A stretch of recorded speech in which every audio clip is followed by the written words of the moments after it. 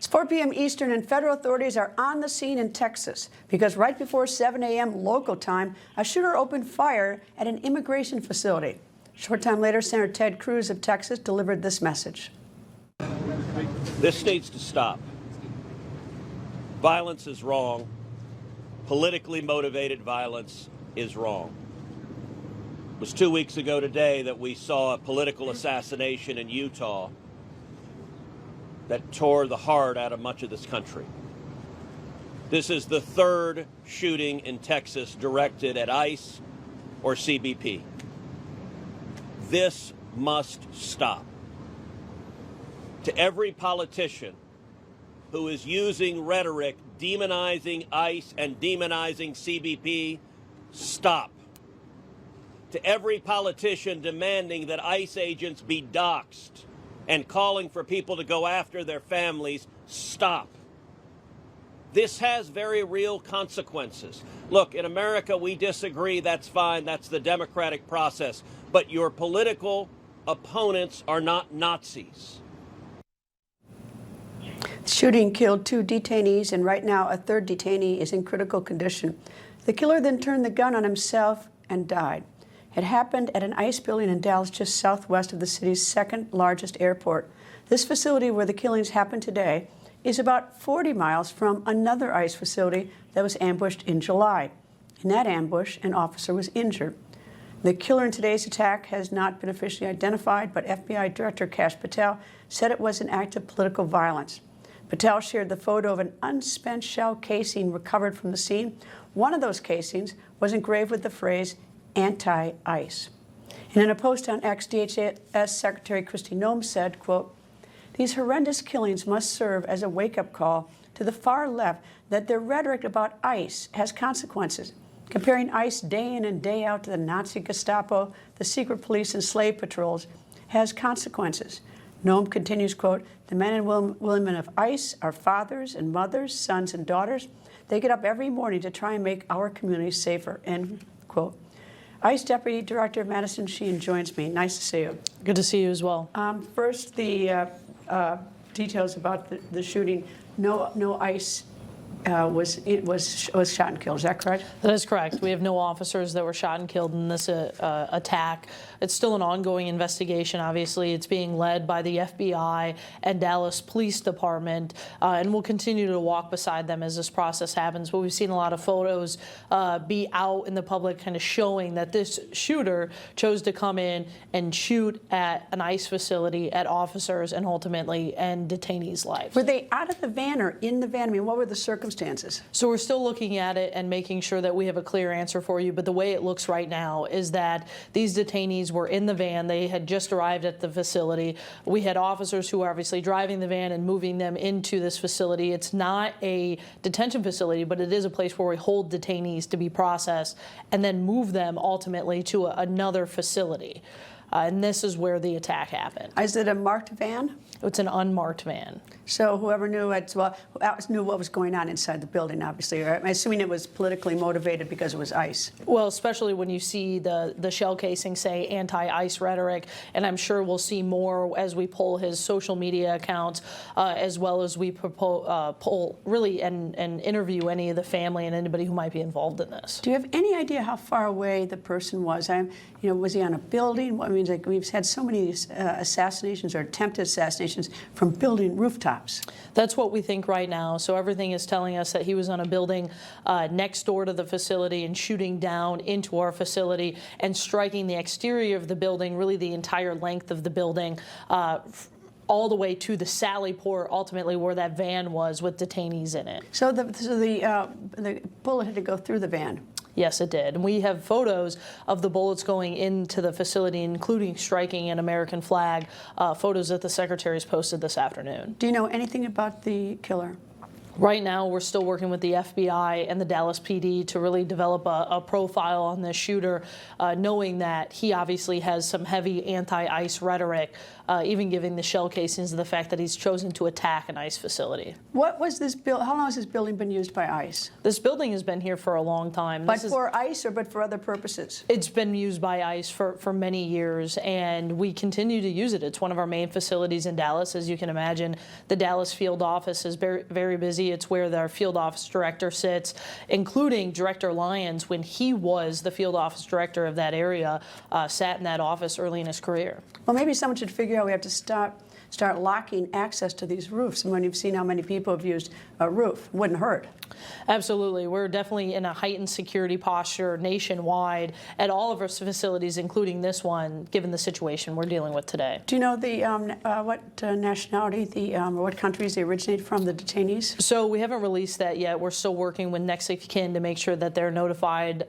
And, you know, the men and women of ICE go out every day to protect the American people, to go after the worst of the worst. And we are praying for these victims and their families, but also for the ICE officers who've responded in this situation. Senator Ted Cruz talked about the doxing, which is basically harassing ICE. Can you give me an idea of what's going on with ICE? Because it doesn't sound like a place that you're going to have a lot of recruitment soon, because they're getting attacked so much. We're getting heavily attacked. Our threats level is up over 1,000% from historic numbers. We're seeing doxing happen, which is when somebody's going out and posting photos of our officers, their families, their addresses, and any relevant information, and then including inciting violence on those officers in their homes and their families.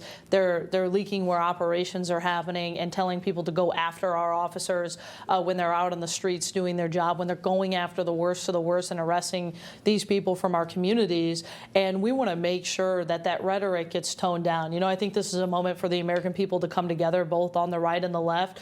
This is a horrific incident that happened at one of our facilities, and we want to make sure that that rhetoric gets piped down here soon. Well, the people, assuming they're here illegally, shouldn't have been here illegally, but they didn't deserve to be executed. Absolutely. They didn't deserve this at all. And, you know, there's a Justice Department for a reason, and they'll go through their due process.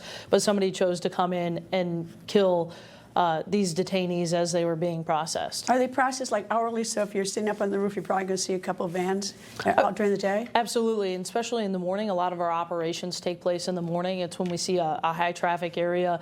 And this situation could have been much worse if there was even more detainees, even more ICE officials at the facility as this person decided to throw rounds into our facility. You know, I mean, it's unthinkable. I mean, you're just going to work, you're doing your job, and you're driving into a facility like this, and all of a sudden someone starts shooting.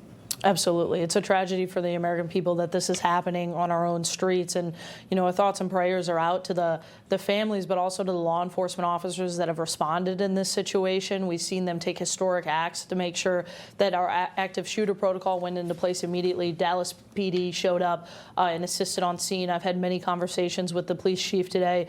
But I think, too, it's worth noting that my first call after receiving the phone call about this incident from our field office was to Secretary Noem. And Secretary Noem has been active in this situation, making sure that she gets updates every 15 minutes, being able to make decisions and guide the men and women of ICE as we get through this. You think about what the world thinks. I mean, they've been watching us with our immigration crisis, and they've been watching the rather muscular approach by this president to it. And a lot of countries, a lot of nationals. I was just in London, and a lot of them said they wish that the deportations were done there like they're done here in the United States, like President Trump. They're fans of President Trump.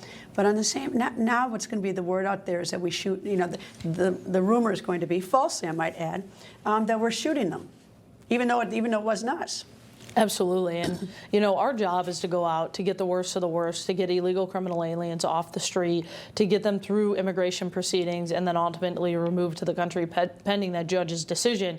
We are out enforcing immigration law as it's written. We're not picking in winners and losers. We're arresting identified criminal aliens that we use through our targeting and intelligence. And that's what we were doing here. And somebody chose to come in, I'm assuming wanting to attack ICE officers, but ultimately killing detainees, which is a form of violence that is not acceptable in this country. Are people leaving the employment device? No, we Really? have historic recruitment numbers at ICE. We have over 150,000 people that have applied to come in. We have 10,000 officers positions open throughout ICE. ICE is a place people want to work because they know the work we're doing matters. It protects the American people. It supports the community, and it's doing great law enforcement work throughout this administration and making sure that we're prioritizing the American people. Well, you look at the pictures that they've got in their back, with all the assaults and doxing and everything of ICE. They wear a big target on the back. It says ICE.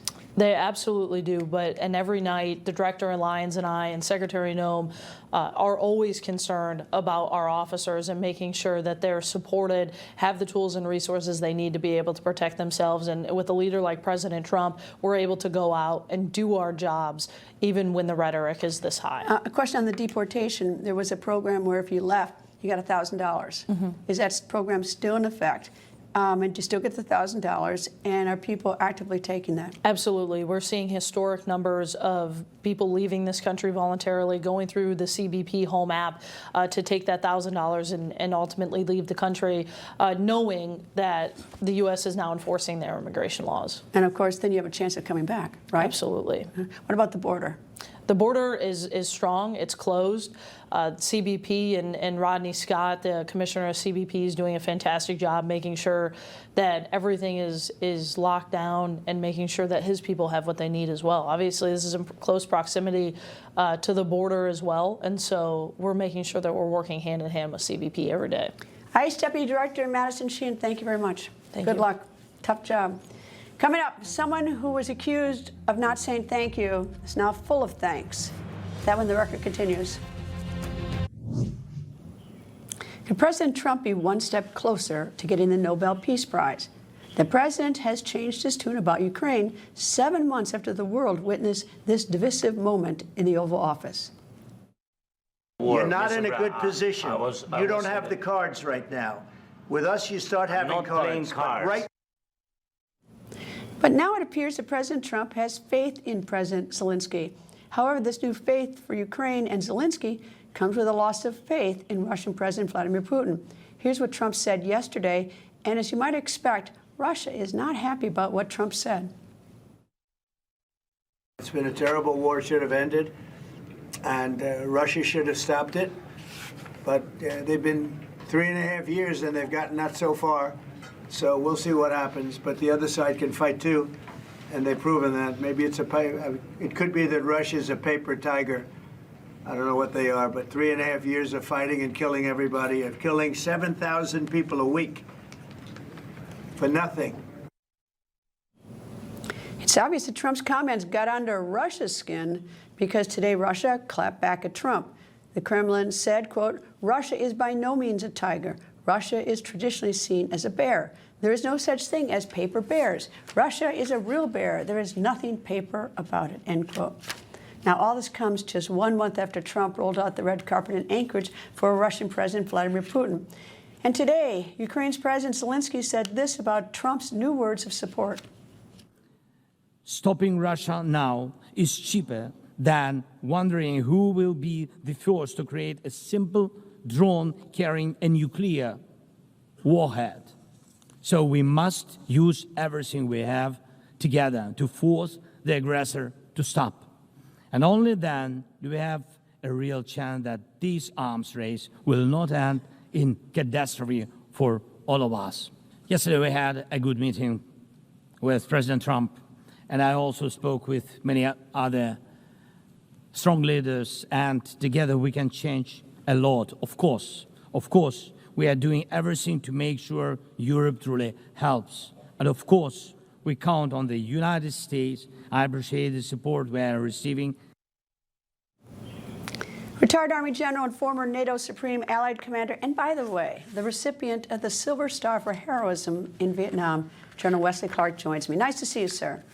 Thank you, Greta. Nice to be here. Well, President Trump's has certainly been a sharp pivot from what we saw in Anchorage when we thought that he had a bromance running with President Putin, and now his pal seems to be Vladimir Zelensky. Is it something Putin did or something Zelensky did? I think the president's made a recalculation. I think his first strategy was to try to charm Putin into stopping by holding out the promise of some greater rewards, rejoining the international community and so forth. I think he now recognizes that Putin is bound and determined to do what he wants to do unless he's going to lose. And I think also President Trump is seeing the fact that these Ukrainian soldiers, they got no quit in them. They are going to fight and fight and fight. They're better man for man. than the Russian soldiers. They've got the better initiative and technology. Yes, it's a technology race. Russia has more troops, but Ukraine has the ingenuity and innovation, resilience, and absolute determination. I think President's statement is a good rhetoric. I think it puts the heat on Putin rhetorically. And if it's followed up by real action in terms of really clamping down with sanctions and providing some more military assistance to Ukraine, I think it could prove to be prophetic. I think Ukraine could succeed and take back some of this land. But the big thing is, when Putin realizes he's losing, he's going to want to stop the fighting. Well, a lot of people mocked Trump for meeting in Anchorage with Putin and for rolling out the red carpet. On the other hand, I really appreciate when our leaders meet with people we don't like. I liked it when President Trump, for instance, in 2017 or 18, met with Kim Jong-un in Singapore, because I think it's good to have a dialogue. But having said that, it seems that Putin doesn't want anything. He just wants to fight. And it's interesting because what Trump said in a tweet yesterday, he said Ukraine could retake all the territory it has lost to Russia. And I'm wondering if what Trump wants to include in that is to go back to 2014 and include Crimea in that conquest of territory, reclaiming. That's exactly right. And that's what he said. And it is possible that it could be done. But I think also, Greta, you have to recognize on this that that what we have is, in Mr. Putin, someone who believes that he wants to lead by force. He wants to win by force. And I think he is under the mistaken impression that his nuclear weapons give him some great advantage over the United States. And we don't see it this way. We have nuclear weapons also. So we are going to have to persuade Putin that he's not going to win. Well, it's the interesting, or the wild card, I think, is pretty much India, as to me at least, odd, because they buy so much oil and gas from Russia, so they are funding the war, as well as Turkey, a member of NATO, is also buying a significant amount, but mostly India. And Trump isn't happy about that, but Zelensky said that he was quoted saying that India is mostly with Ukraine. Well, mostly isn't a whole lot if they're funding the war. That's true. But Zelensky's also said he wants to take direct sanctions, by which he means wiping out the ability of Russia to produce and export fuel. And that is what he's doing. We figure 20 to 30% of the Russian petrochemical complex has been struck. Now, we'd like to see more of that hit, and it's up to Ukraine to keep it suppressed as this battle goes on. So it's an ongoing process. But it's possible, and Ukraine's definitely having an impact with its long-range strikes. If the United States assisted by putting in some ATACMS missiles, if the Allies did more with their long-range missiles assistance to Ukraine, it would be even better and probably bring the war to a halt sooner. If, and I underline if it were possible to get everyone to stop buying oil and gas from Russia so that it had no income to fund the war, would that completely kneecap Putin? Or does he have other sources from income? Because eventually he's going to run out of money, I think. Maybe? Yes, but it's not really like a Western economy. It is a command economy. He's fully mobilized for military industrial complex right now. Most of the Russian budget's being spent on weaponry and the military stuff. And so, yes, there may be some impact when we reduce his funding. But really, what we also must do simultaneously is show him on the ground that he's losing. Once he realizes that his gains are being taken away militarily, that's when he really has the incentive to call halt. Well, I don't think he's going to feel like he's losing until they go back to the pre-February 2022 border, or before, or back to 2014 in Crimea, because he's got a lot of land he's picked up. That's right. Now, that's a lot of land, but on the other hand, the Ukrainians are they're into Crimea. They're taking out radars, they're taking out air defense, they're taking out bunkers, and they're going to further isolate Crimea. It's only a matter of time before that Kerch Bridge goes out entirely, and then it's just a railroad. and that railroad can easily be interrupted. So there's a lot of fighting left to do, but the Ukrainians, I think, are more than capable of doing this. General Wesley Clark, thank you, sir, as always. And a federal jury has ordered American Airlines to pay a California couple $9.6 million. This for failing to address a medical emergency on an international flight. The jury found the airline liable for not following medical protocols. So here's what happened. In 2021, 67-year-old Jesus Plasencia suffered a mini stroke while on the plane, but it was still at the gate.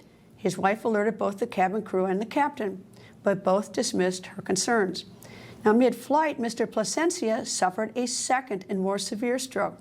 Still, the captain refused to divert the plane. 8 hours later, they landed in Madrid. Plasencia was hospitalized in critical condition for 3 weeks. Today, Mr. Plasencia can no longer speak nor write. He requires around-the-clock care. And for the second time this month, United Airlines grounded 42 flights in a massive system failure. The entire fleet was brought to a standstill due to connectivity issues. The disruption lasted about 30 minutes but affected passengers nationwide. Coming up, remember FBI lovers, former FBI agent Peter Strzok and FBI lawyer Lisa Page?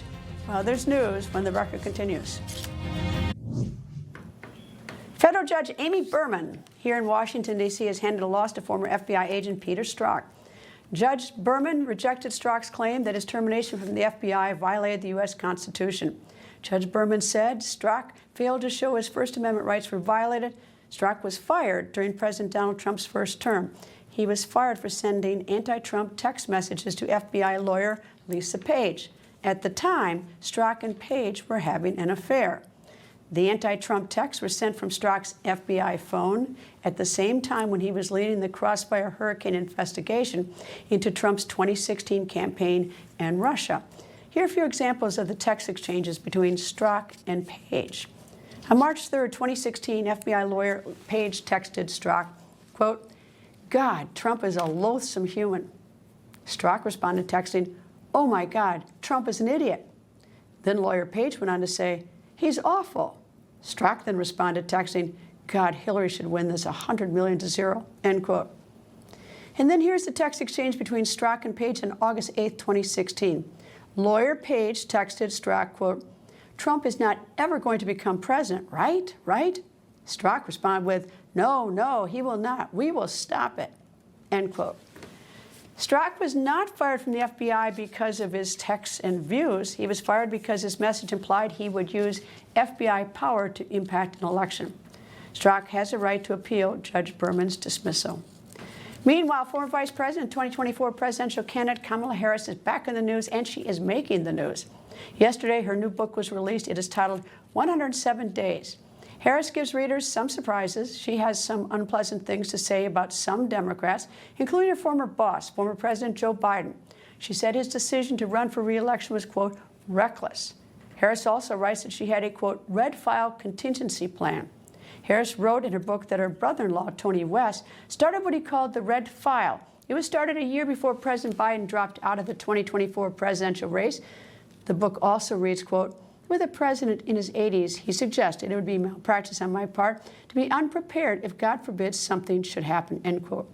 Former Special Assistant to President Biden and former press secretary to the First Lady, Michael LaRosa, joins me. Nice to see you, Michael. Nice to see you, too. Okay, your thoughts on the book? I thought he was impressively candid for a vice president, for a politician who is known and who demonstrates to be very risk-averse, very politically correct, always diplomatic, but never really offering much of her own opinions about much of anything. Why'd she write it? I don't know. It's a great question. It doesn't make her necessarily look better. Actually, no, absolutely not. And she's smart enough, and her team is smart enough to know that a lot of the people that were name-checked in the book would not be happy. She knows that, and she knows she's going to take incoming for what she said. I don't have any doubt that they were aware of how this would play and that there would be a lot of unhappy Democrats in response. Here's what I never understood. Maybe you can fill me in.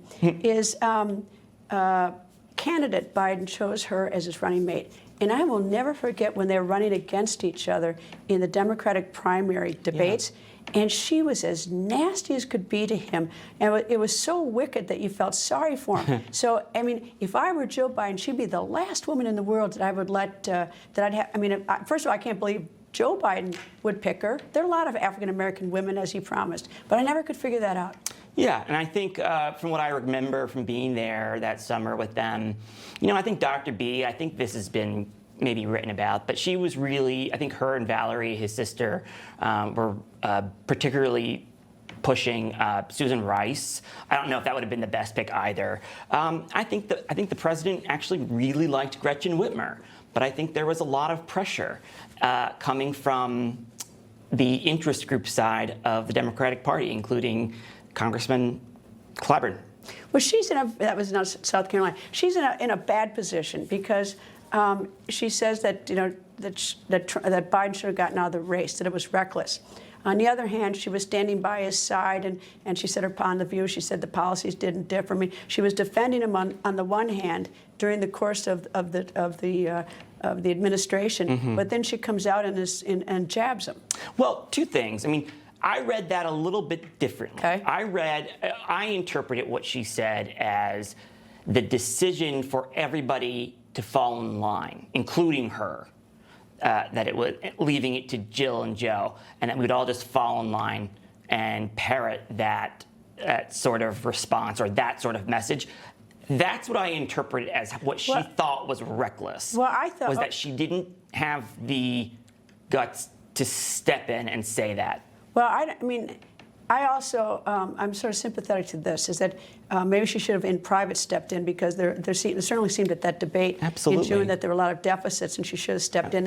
And she had available a constitutional amendment. She had a duty to the American people. And it just reflects the problem people have with the vice president, is that they didn't think that she had ability to stand on principle or guts or the ability to sort of think for herself in that respect. But on the other hand, it would have looked, I mean, let's be fair to her, it would have looked like she were like leading the march to get him out. It would have made her look like she was doing it just for herself. To be fair to the vice president, there would never be a clean enough break. There is no clean break that she could ever make. She was a good number two to him. She really was. She did everything that the Bidens had ever asked of her and Doug Emhoff, and they were incredibly loyal. And she transitioned to being number two very well, very seamlessly. My information's from the outside. You're on the inside. But for the life of me, if my husband had those deficits that I saw publicly, he was kept hidden from us. The president was kept hidden from the media, so we couldn't assess it. But we were, our eyes were open. Trust me, I know. I experienced the back end of suggesting he shouldn't be hidden from the public. But I don't understand why the First Lady, Joe Biden, because it ended up being sort of cruel, his exit. He could have gone out as a hero to the party. But why didn't you say, Joe, come on, let's just go back to Delaware? Yeah. And it's a shame that, I've tried to tell the story of Jill Biden, and I try to provide as much insight as I can. And look, the bottom line is Jill Biden is sort of shaped, I think both of the Bidens are very, very much have scar tissue from that 1987 campaign where they were forced out by the press and the pundits. And Jill Biden they had only been married 10 years. He was the golden child of Delaware and the next Jack Kennedy.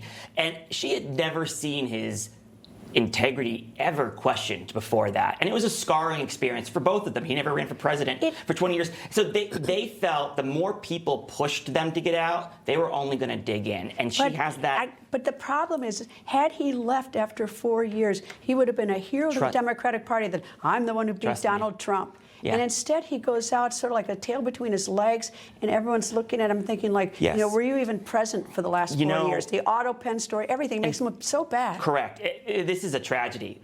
The way this is all happening, the pardons of some really horrific, violent murderers have really made me sick to my stomach, because I I thought so much. Was that his differently. decision? Do you think he knew about those pardons? I don't know. I'd love to know. I don't know if some woke lawyer in the White House counsel's office decided to throw them in there and he didn't know. I don't know. It just doesn't sound like the Joe Biden that I know, that you would give mercy to the most egregious. But who would? No, I mean, like nobody in his Nobody right would. mind. Nobody in his right mind on No. either side. I mean, that's what No. somebody did. Somebody in the White House did. Somebody did.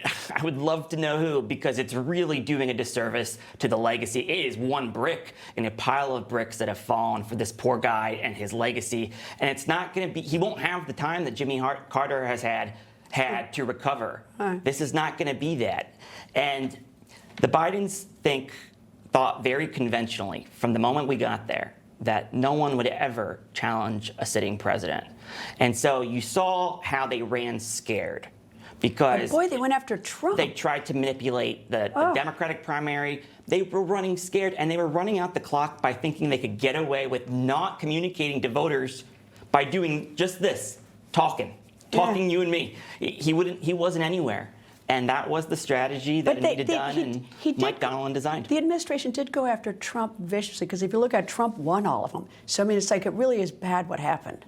Are you referring to the lawfare? Or the lawfare. I mean, it's really DOJ. And look, I got to That's his DOJ. Having worked for the family, I can tell you there probably wasn't a ton of sympathy. They felt like that his DOJ weaponized against the Biden family in 2018 when they decided to do what DOJ has never really done for a first-time offender of a low-impact gun charge or missing your taxes the way millions do. They weaponized the DOJ and came after their son, and they've made life pretty miserable for that family. And so I don't think it was a situation of vindication. Well, I tell you, the villain is Hunter. Hunter is the villain because his father, protected him. But anyway, Michael LaRosa, this is fun. Hunter would argue that he didn't protect him enough. I look forward to their books when they come out, and we'll talk about that. Democrats should be grateful that her book is coming out now and not closer to the midterms. Oh, good. I can hardly wait. Anyway, Michael LaRosa, thank you. And a quick update on that shooting at the ICE facility in Dallas. The Department of Homeland Security has revised its death toll. DHS now says only one detainee has died, but one's too many. 2 were injured. Previously, DHS had said 2 were killed and 1 was wounded. Coming up, midterms, and now one Wisconsin candidate taking a swipe at not his opponents, but Mississippi. It's on tape. That video after the break when the record continues. Earlier this week, President Donald Trump linked autism to childhood vaccine use and also to pregnant women taking the pain medication Tylenol. Following that announcement, the Trump administration has received a lot of backlash. But I want to show you a few things. On March 7th, 2017, Tylenol took to X to say, quote, "We actually don't recommend using any of our products while pregnant. Thank you for taking the time to voice your concerns today," end quote. And here are some headlines throughout the years on the potential dangers of pregnant women taking Tylenol, which has as its primary active ingredient acetaminophen. I'm just going to read you a few. First up, from Mount Sinai Hospital on August 13, 2025, Mount Sinai study supports evidence that prenatal acetaminophen use may be linked to increased risk of autism and ADHD. Next up, from the New Hampshire Journal on January 8, 2023, does using Tylenol during pregnancy lead to autism? More experts raise alarm. And lastly, from Yahoo Life on July 4, 2016, Tylenol may increase risk of autism in children if taken during pregnancy, end quote. And those are just a few headlines. As you can see, there are more headlines on your screen. So what should you do? My advice, but I'm not a doctor, but my advice to you is talk to your doctor and do your own research, as there is much unknown at this point. Meanwhile, get ready for midterms. They're just around the corner. We have a new contender for governor of the great state of Wisconsin. Yesterday, Republican congressman from the great state of Wisconsin, Tom Tiffany, threw his name into the race for governor. And he released a new campaign ad. In the ad, though, he takes a swipe at another Republican governor state, Mississippi. Here's that ad in part. Wisconsin gave me everything. A chance to raise 3 daughters, start a small business, and live the American dream. But under Democrat leadership in Madison, that dream is slipping away. Farms are disappearing, factories are shutting down, and our children's educational results have fallen behind Mississippi. Behind Mississippi. I'm Tom Tiffany, and I'm running for governor because I love our state. I see where we are headed, and I know we can do better. Tiffany's decision to run comes after the current governor of Wisconsin, Democrat Tony Evers, announced he will not run again. Wisconsin Congressman and Wisconsin gubernatorial candidate Tom Tiffany joins me. Nice to see you, sir. And I think you're going to get a call from the Mississippi governor. He's a fellow Republican. I think he's going to call you and ask you what's wrong with Mississippi. Hey, Greta, calling, touch a base with you from Eau Claire here in the great state of Wisconsin, which you know so well. And I actually talked to Governor Reeves about this already. And the thing that we used to hear from people on the Democrat side in regards to education is, gosh, we should never be like Mississippi. So we highlighted that in our ad because that's how far Wisconsin has fallen. Now, let's give Mississippi some credit. They are rising. And they have taken reform measures that are getting themselves to a much better place. And Wisconsin now could perhaps take a lesson from them. But still, we're in about the middle of the pack. Wisconsin has always had a proud educational system that's one of the best in America. ACT scores consistently in the top 5. We need to set higher standards rather than what the education governor, Tony Evers, has done is allow lower education standards. You know, it's fascinating having, run for governor because they've had 2 terms of Evers, and he's a Democrat. And when you look at the presidential races, President Trump just eked by this time, and President Biden eked by in 2020. And you've got a Republican legislature, and it's such an important state because it's a swing state. So it's going to be fascinating to watch. But what do you think is the key issue going into your race? Republican. I realize you have a primary, but Republican versus Democrat. I think at the end of the day, it's always the economy. And I think the key word at this point is affordability. And the thing that I'm counting on is a year from now, as a result of the changes that were made in the Working Families Bill, referred to as the Big Beautiful Bill, is that we're going to see the impact of people having more money in their pockets as a result of no taxes on tips, overtime, or Social Security. And I think you're going to see that benefit begin to kick in here over the next year. I expect a year from now, the economy to be much better. And the other thing that I would watch closely is, and I use this as a barometer, is gasoline prices. You see those gasoline prices down around $2.50 a gallon. I think that bodes well from the affordability standpoint. That's going to be a big determining factor. And I suppose you're not getting the heat from Speaker Johnson because you have a safe Republican district. I think you had 67% of the vote last time. So when you leave the Congress, that's going to remain because they've got such a Republicans a narrow margin in the House. So he's not going to be mad at you, right? No, I hope not. But yeah, it's a very good conservative district. But the other thing is I'm going to drive turnout in that district. And I made that point to the president because he asked that question of me. And I said, Mr. President, we are going to win my district because I'm going to make sure that we have maximum turnout in northern and western Wisconsin. All right, speaking of the president, you have a primary. Did you ask the president for an endorsement, and what did he say? That's the first part. And then second, former Governor Tommy Thompson is sort of the dean of Republican politics in Wisconsin. I think most Republicans love Tommy Thompson. Are you going to ask him for an endorsement? So I spoke with the president about this race when Governor Evers, about a month ago, announced that he was not going to seek re-election. Talked to the president about it. The president, first thing, asked about the congressional seat, which rightfully so. He wants to make sure there's a majority that comes back in 2026 so he can continue to implement his agenda. And I just assured the president we're going to hold this seat. And I did not ask him for his endorsement, but I sure would welcome it. And Tommy Thompson? Yeah, we'll come around to that point. I talked to the former governor a couple days ago and had a good chat with him, as well as former Governor Walker, and we'll continue to talk to those guys as we go along. Would love to have their endorsements if they're willing to do it. Wisconsin Congressman and Wisconsin gubernatorial candidate Tom Tiffany, who wins, will be on this show often, I'm sure. Anyway, nice to see you, sir. Thanks so much, Greta. Coming up, Mother Nature, she's at it again. That when the record continues. As if we need another example of the sometimes venom of Mother Nature, take a look at this. It is a super typhoon Ragasa thrashing Hong Kong. On the mainland, because of Ragasa, China has already relocated nearly 2 million people in the southern part of the country. The typhoon is just getting going. It's leaving a trail of death and the destruction in Taiwan and the Philippines. In Taiwan, a broken dam unleashed 68 million tons of water in a densely populated city. The flooding from the broken dam triggered landslides that killed at least 17 people. In Hong Kong, enormous waves hammered the coastline. Some waves are taller than lampposts. Meanwhile, this should be interesting.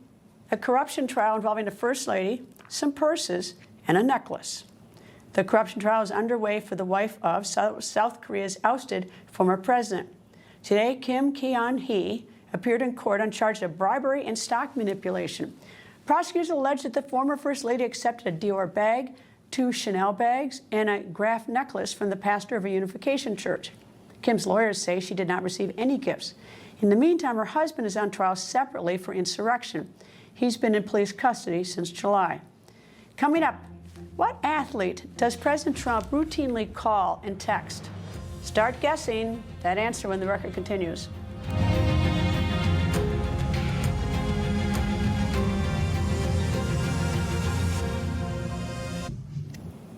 think it's safe to say President Trump is a mega golf fan. On Friday, the president will attend the Ryder Cup, the competition between the United States and Europe that happens every 2 years.